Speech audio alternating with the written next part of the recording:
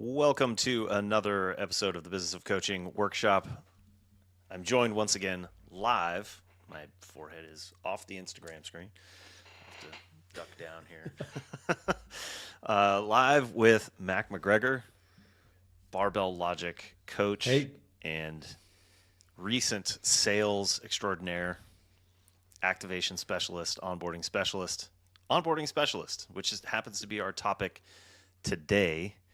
Arguably, on paper, I was thinking about this ahead of time. It's not the most sexy topic, onboarding, but it can really make or break your client's experience and impact a lot of the metrics in your business. I would say it's on average. I'm going to pull a statistic out of my somewhere dark here. yeah. But in my experience, I would say it's somewhere between 10 or 15% of my churn has to do with a mismatch of expectations.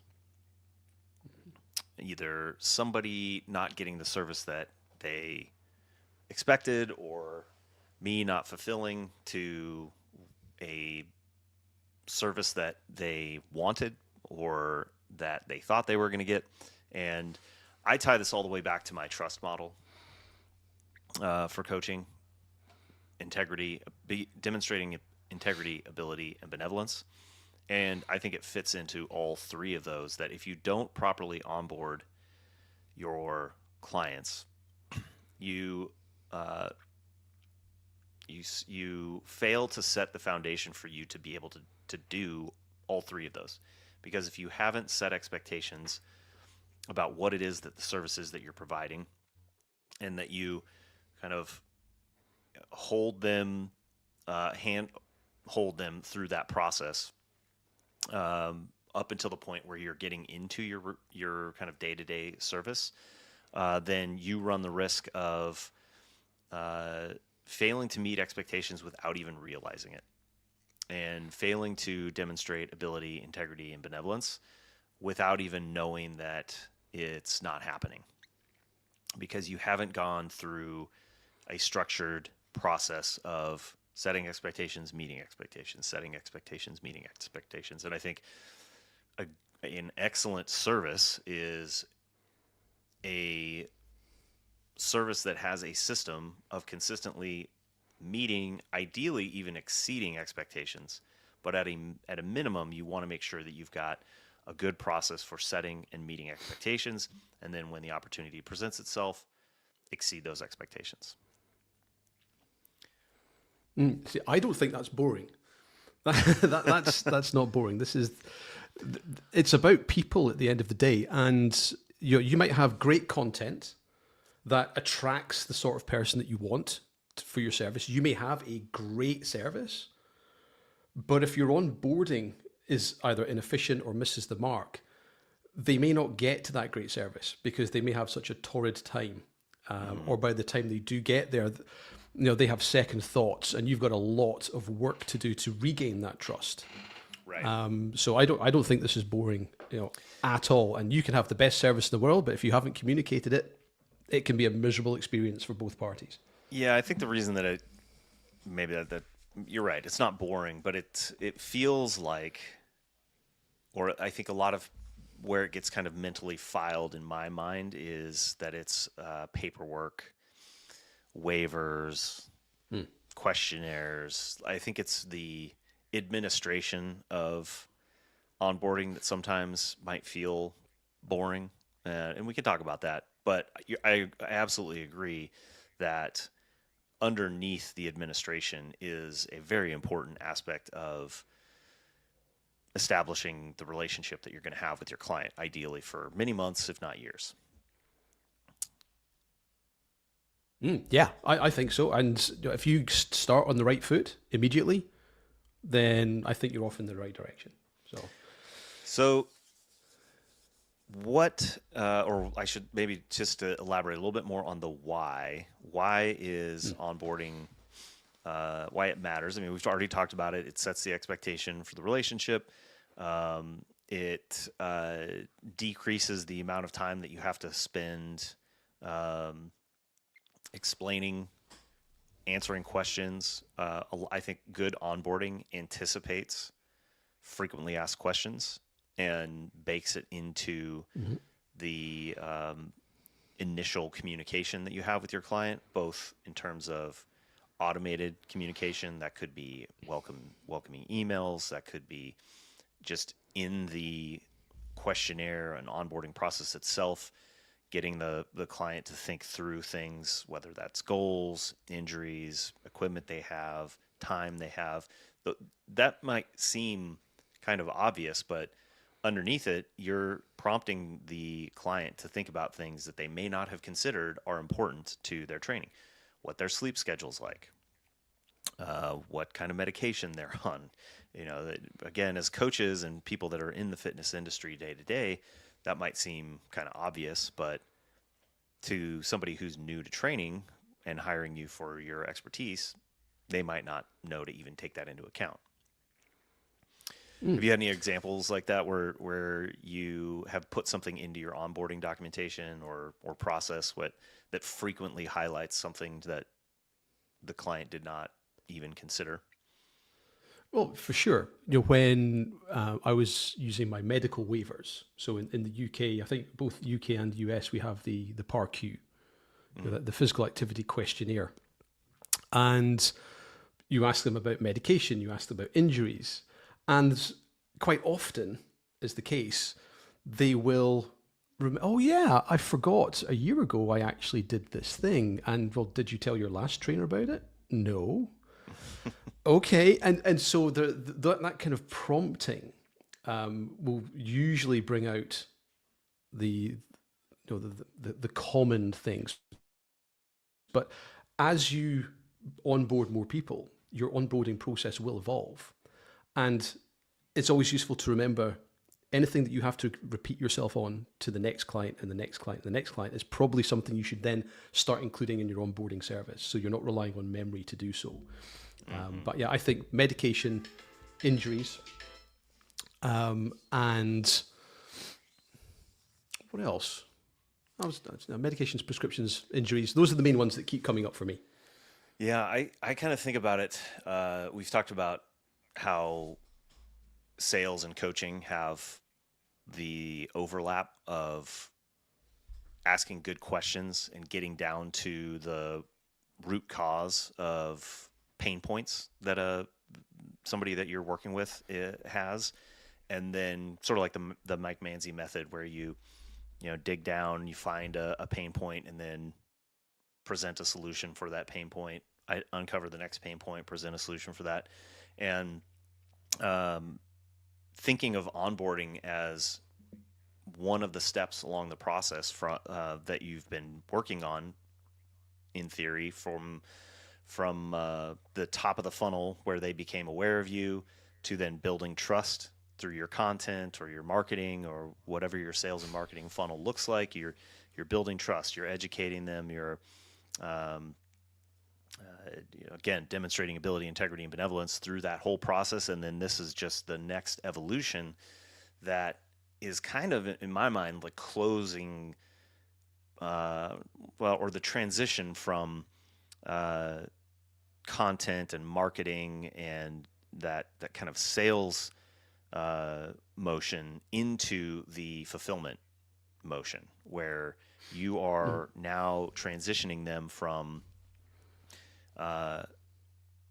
probably broadcasted, generally speaking, more content. Maybe during the sales process you did an actual sales call and closed the deal, but the onboarding process is this shift in the relationship where now it's becoming customized to that individual, and the fulfillment, in order for the fulfillment to be successful, it's got to be perceived as successful by the client. And it's no longer, and yes, we have processes, we have systems and frameworks for how we coach pretty much everyone, but how that service is delivered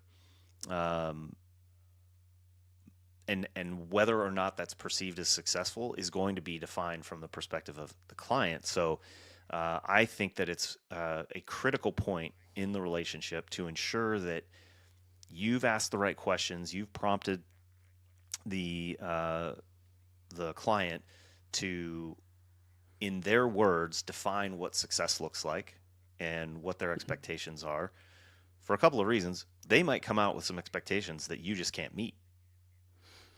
You know, like you Yeah. need to be able to escalate those really quickly. That if their expectations are they're going to lose 50 pounds in 4 weeks, you might want to have a conversation about that. You know, like the onboarding becomes an opportunity to really surface pain points and expectations so that when you move into the fulfillment phase, you're able to consistently meet those and then define metrics for success. You know, obviously at TurnKey Coach, we started with and have a lot of tools for tracking PRs and weight going up on the bar or weight going down on your waist and scale, or tracking macros. You know, we just released integrations with macro tracking apps so you could, you know, monitor a lot of data.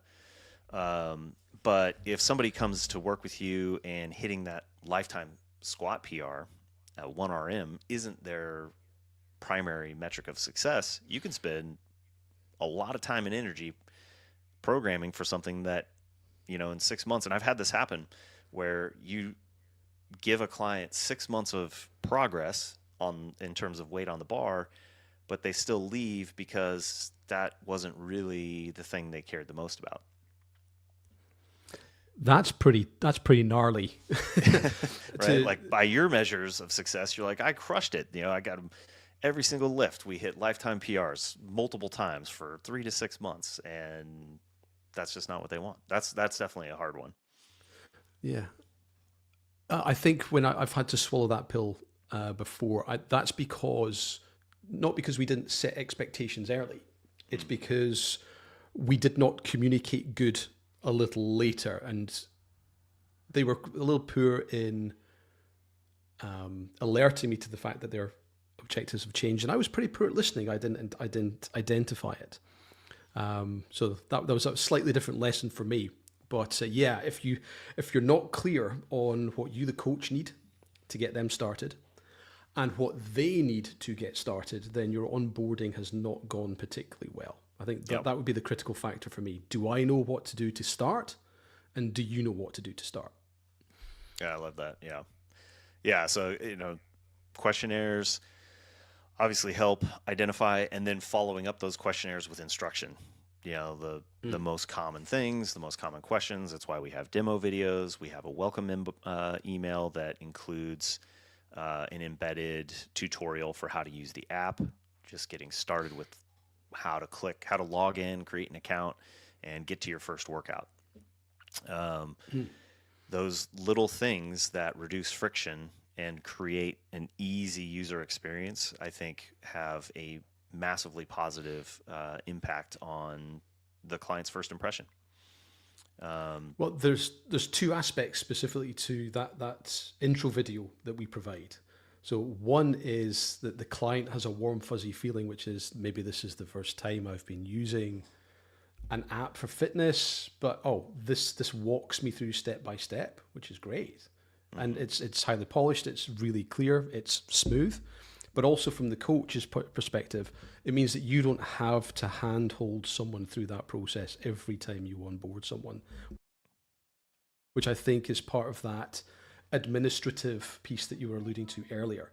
Yes. That's taken care of. Don't have to worry about it anymore. Right. So that gets to the systems and systematizing aspect of things that, you know, when you write down all the things that you want your clients to experience, it can feel like a lot. And if you don't have a way of managing that in an automated fashion, you're going to create a increasing amount of work, sending emails, sending documents, resending the same videos about how to warm up, answering the same questions about what equipment should I get, should I have, should I have shoes, should I have a belt, should I have wrist wraps, da da da da. That can start to feel overwhelming, and that leads into the next part of the evolution, which is then how do you create sustainable and scalable systems for delivering that onboarding, so that not only is it not overwhelming you and your time, but it's consistent from client to client. And I think that's another challenge that comes up, that things that you can do well for 5 clients are often challenging to do for 40, 50, 60, or 70 clients, unless you have a lot of systems in place that take care of that administration for you. And if you're charging a high enough ticket price to justify the time that you're going to spend doing that Right. too. So, if you're charging $1,000 a month for someone, hey, I'll hold your hand, no problem. But if you're trying to scale with this, yeah, that's super, super hard. I did notice I'm not able to type into the chat. I don't know if Dan, if you can, but we got the Armory Athletics asked if we can talk Yes. about macro tracking integration at some point, maybe at the end. Yes, we can definitely. I can do a quick demo of that. And then yes, thank you for the comment on the new updates. Definitely got a lot of new things coming down the pipe. A little bit of a catch-22 there. We are moving very fast and sometimes breaking things. Mac, I saw the bug yesterday or this morning. I woke up to 2 or 3 bugs, and that was a result of me releasing a tech debt improvement yesterday that broke a bunch of things. And so now this morning I'm scrambling to fix it. So we're trying to walk the tightrope of moving fast and not breaking too many things, but appreciate the patience and the positive feedback. Where were we? So in terms of systems, a couple of things that I recommend setting up. A big one for me, probably one of the first things I implemented when I started my coaching business was automated call scheduling. This is not something TurnKey Coach offers, but there are many services that do this, where you can set up a availability that syncs with your calendar and allows people to schedule a call. Because I believe, and we do this at Barbell Logic, that new users should get an onboarding call ideally within the first 48 hours, especially in an asynchronous coaching environment where you're not able to build rapport as easily. Video feedback within TurnKey Coach certainly enables that better than type feedback. But I think there's a special value in that first phone call, in being able to hear each other's voices, get a sense of each other's personalities, a little, maybe sense of humor, opportunity to, get to know somebody a little bit more, just what's going on in their life, who they are, what they care about, what things are happening outside the gym. That makes the relationship feel much more connected from the beginning, and it sort of creates a context for communication to happen in the future that I think is a little bit more resilient, if you will. Like, if I haven't had the chance to talk to somebody with a little bit more breathing room than my normal feedback, you don't have quite as I'm trying to look for what's the word I'm looking for, but there's benefit of the doubt, maybe, that that you get. Am I making sense? I think so. I mean, I really dig those first calls. I really look forward to them, usually with the sense of what's going to be different this time. They may have some new issues or sort of common things that everyone works through, but something's going to be different, and I love that. But it's a half-hour call, maybe 45 minutes. Yes. I've had an introductory call for 90 minutes before, because it was so much fun. It was just, and if you can leave that call having made a connection, that just reinforces, if people see your content, or they've read one of your articles, or they've listened to a podcast, they've connected you with in a small way, and they're kind of excited to be working with you. If you can come off that first call and you're both excited, but you both know what's happening at least for the next week, when you then start drip feeding your workout feedback in those small snippets, I don't think there's a step change. That they're expecting that, and they get that nice trickle from that nice initial burst. And you may never have another call like that with them ever again, if it's set up right and you're giving good feedback. It's rare that I'll do more than one every 6 to 12 months. Yep. Yeah. Outside of my norm. That's a huge point in my mind about asynchronous coaching that differentiates our fulfillment solution from a lot of others, where some online coaches prefer to have almost constant video calls with their clients. We've talked to some people who moved from working in the gym all day to sitting in front of their computer on a Zoom call all day because they have 6, 7, 8 Zoom calls scheduled throughout the day, which I think kind of undermines one of the biggest advantages of asynchronous coaching, which is not having to be in the same place at the same time. Even though Zoom gives you the ability to connect in geographically different places, you still have to align your calendar. And you mentioned before the call a really great example of one of those topics when you're onboarding with respect to asynchronous coaching, which is, what maybe you just kick that one off. What? Yeah, sure. It was when just after, it wasn't long after I started, online coaching, and new client came in. We had not had our initial call because we were struggling to align calendars. He was working some crazy shifts, and so we were a few weeks in. And he was like, "Yeah, man, how do I get a hold of you when I'm in a workout and I have a question?" Okay. I mean, you're a hemisphere away. And I'm in bed. It's not going to happen. But yeah, we just hadn't communicated that that's not how the service worked. And guess what? We were not working together for very long. Yeah. So there you go. The expectations that were beyond what you could meet and didn't surface. Was it? And have you changed anything that uncovers that now? Oh, it's pretty clear. When in my communication, as soon as someone is interested, it's not even after they have signed up; it's before. They know that it's next day, 24 hours. I make that pretty clear. Gotcha. Yeah, that one's come up quite a few times when because again, if there are any, this is actually a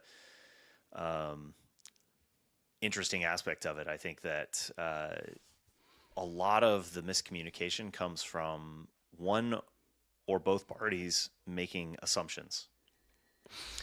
And, so if your assumption is that everybody knows online coaching means feedback within 24 hours, especially, I mean, ours, it's like one of the things we tagline feedback within 24 hours, but we just assume that makes sense. But a lot of people new to online coaching might not know that difference, or again, might have that kind of expectation. So whenever you encounter, I think that's right along the same lines of if you are answering the same question over and over again, it's probably something not as effective as it could be in your onboarding. If you are encountering a lot of situations where assumptions are mismatched, that probably means something needs to be more explicit in your onboarding documentation.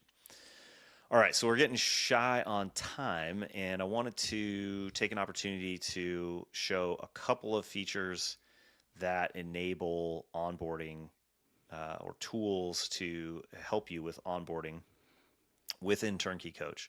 That, again, this gets you to some of the systematizing that I was talking about earlier. This is probably going to get interesting here, but hopefully you are now able to see my Connect page. Stand by. There we go. I'm actually going to switch back to light mode.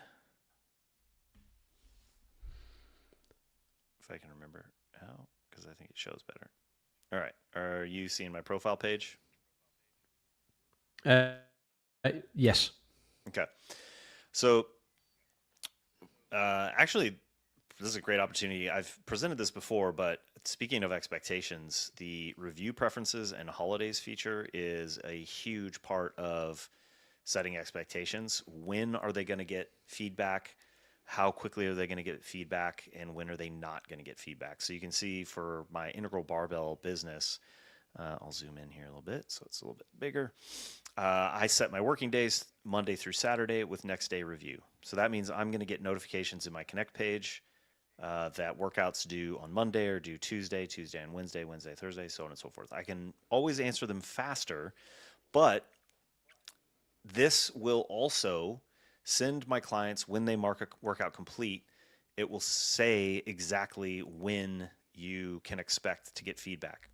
So again, setting expectations, meeting expectations, that's baked into how TurnKey Coach works, not only for managing your notifications, but for telling the client when they're going to get feedback.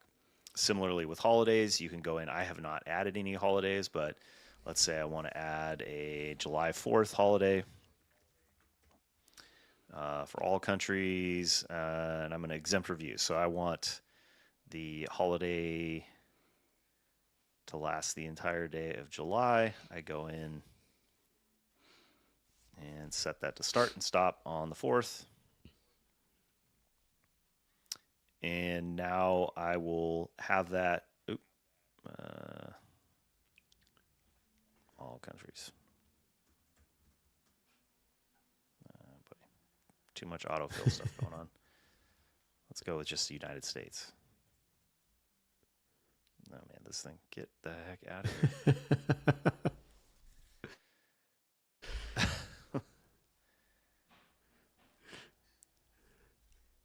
Of course, we're beta testing this now, aren't we? No, we filled these all out for. It's just my freaking. Okay, there's the button I'm actually looking for. United States. Oh, I saw. Yeah, okay. It's my It's NordPass. It's not was our getting fault. in the way. Yes. Yeah. Okay, so then I have my company holidays here. July 4th is set, and that will also be something that your clients get notified about. Big onboarding opportunity.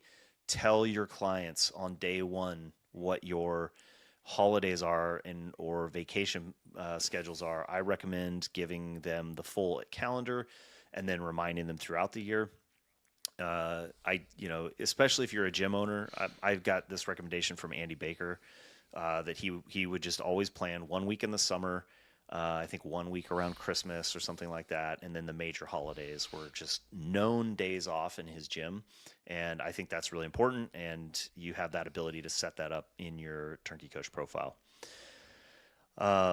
More concretely for onboarding is that we just released this feature called Client Forms. It's about 2 weeks old, so there are some kinks we're working out, but it allows you to create custom onboarding documentation as well as custom flows that you can create that are unique to different client types that maybe you want to have different onboarding because the client experience is going to be different. So you can go in and you can see here, like I have a default onboarding, I have an in-person client onboarding, and an online client onboarding with a little description here. So that when you add a client, I'll just demo that real quick. Down here at the bottom, I can choose which onboarding flow I want this client to go through. So let's say you're giving them, maybe this is a client that's coming through your over 40 program and you want them to go through a specific sequence, or like I showed here, maybe your in-person client gets a very different experience than the online, or maybe even has a different waiver than the online. You can create those flows that new clients can go through, and then in the flows section you can you create those flows, and then in your onboarding documentation you can change which flows each document goes through. So you can see this one right here, all flows go through the waiver document. And we can just take a real quick look at the waiver document. You change the title, description. You can either upload a document, or in this case I put in a just plain text. And then you can determine and you can decide whether you want this to be draw or type signature, type name only, checkbox, approval, and then actually here's a little quirk. This should be only showing for one of the flows. There we go. So now you can see here, this waiver is going through the online client onboarding. You can also create custom questionnaires, title, description, which type of questionnaire you want it to go to, either a check-in or onboarding. You can select which flow it goes to. Let's say I want this to be my default onboarding questionnaire. And then you can go through and add any number of questions that you want. It's unlimited. You have different types of questions: short text, long text, number, yes, no, single select, multi-select, etc. File upload if you want them to do a progress picture, like an initial side, front, back view. Those can all be added and documented. Also built into this feature is a check-in form. So let's say you want to do an athlete check-in. This is a quarterly goals. Short description of your goals for the next 3 months. And you can choose whether you want it to be check-in or coaches or your staff or your clients. You can set the frequently. So I want this to be quarterly. I want it to be the first day of the quarter. I want to require for completion. And then you can go through and add your questions. And in all of these cases, when these forms pop up is upon login. So the onboarding questionnaire or the onboarding flow, the client will go through, it'll fill up their screen and they got to fill it out.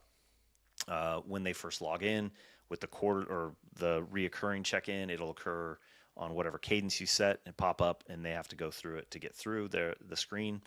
And then when those are complete, they will go to the client notebook. So if I go to my clients, let's see if I can find one. In the client book, you can see their questionnaire and their waiver. And these will be searchable. So if you type in something that you want to, let's say one of your question is list all of the equipment that you have, and then you want to go back and search equipment. If that were in the questionnaire, it would highlight, like this. So it gives you an ability going forward. You talk about systematizing. You don't have to go remember, did I put it in this Google folder? Did I put it on this hard drive? It's right here where you're working on your client. If you want to remember, like, what medication did they take, or what's going on with whatever their work situation is, you can go back and look that up. So it becomes a really useful tool for you to be able to compile information.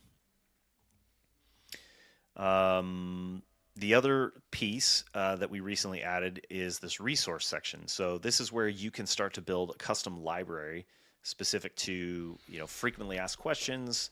It could be equipment questions. It could be stretching or warm up or whatever that you can add now a file or external link and organize it in this library that you can then share in direct message or workouts, or you can add it to your onboarding documentation.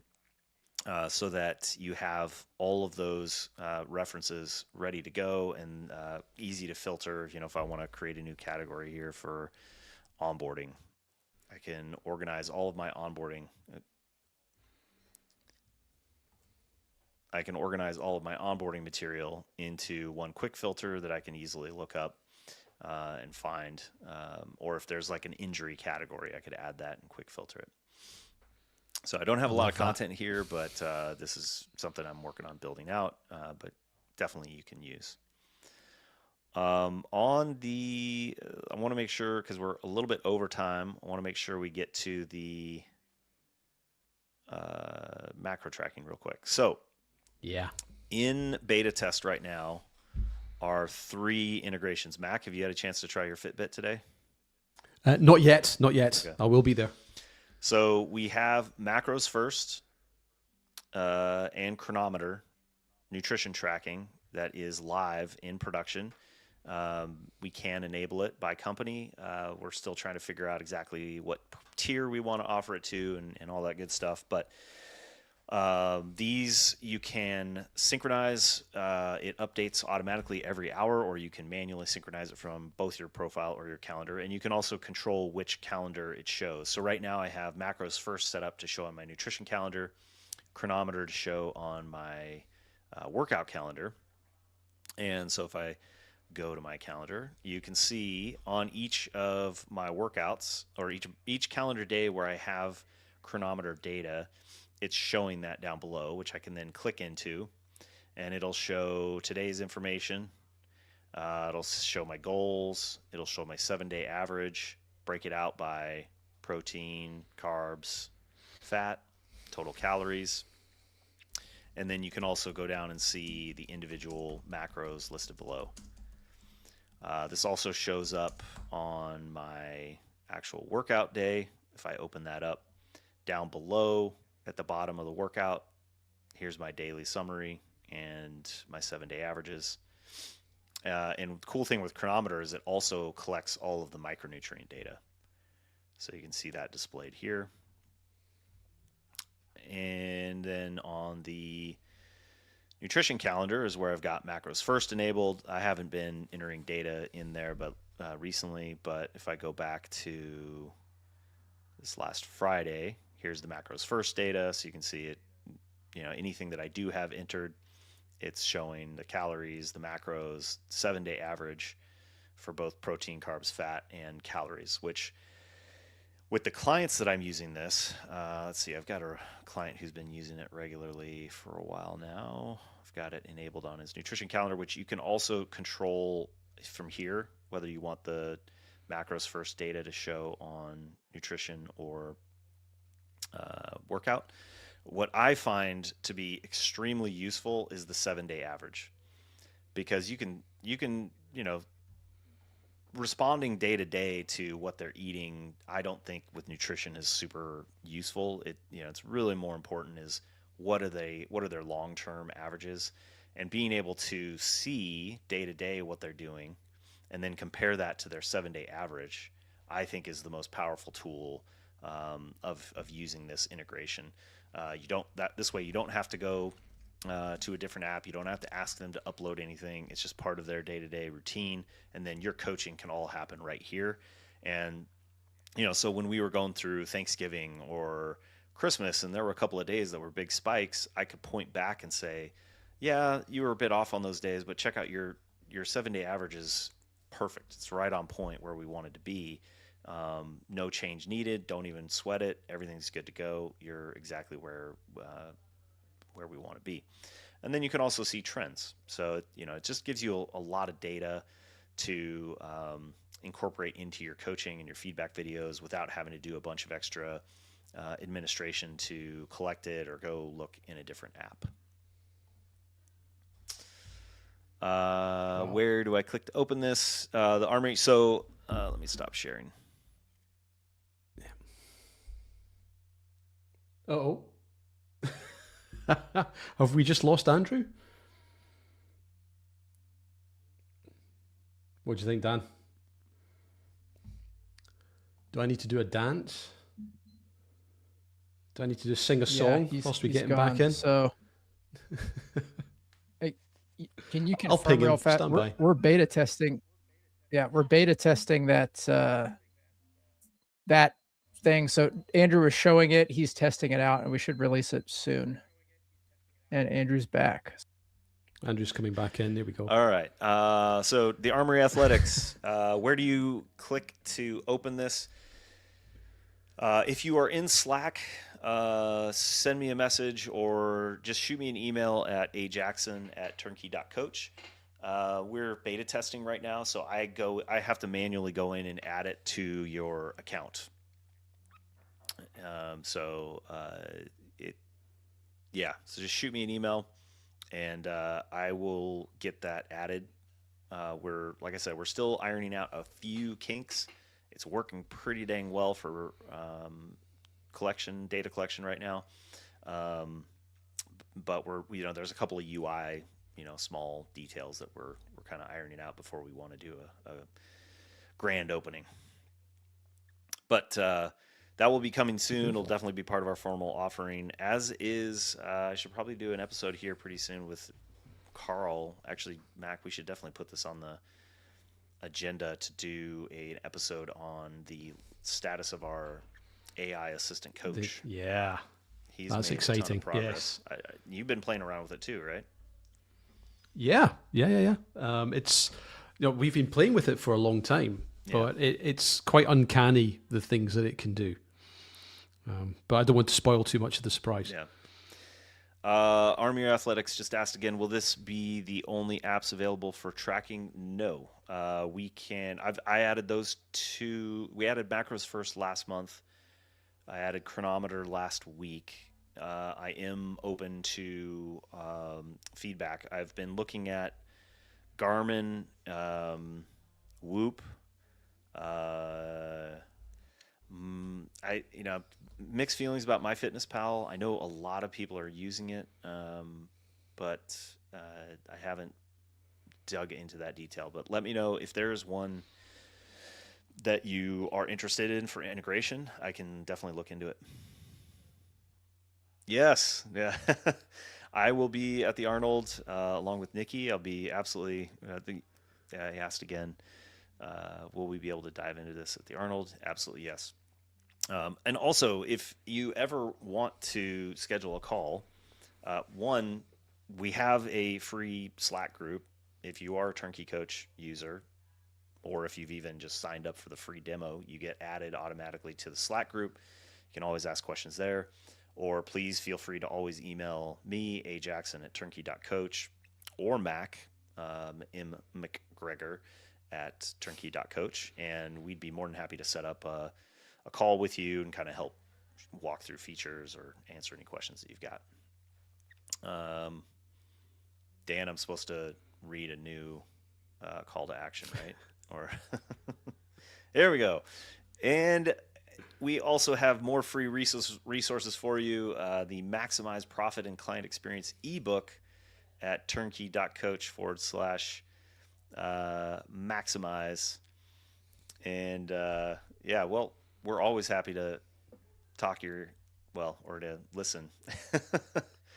Who is the Armory Athletics? I'm actually not even. Oh, this is Ed. This is Edward. Okay. Yeah. What's up, Ed? Thank you for all the questions. Yeah.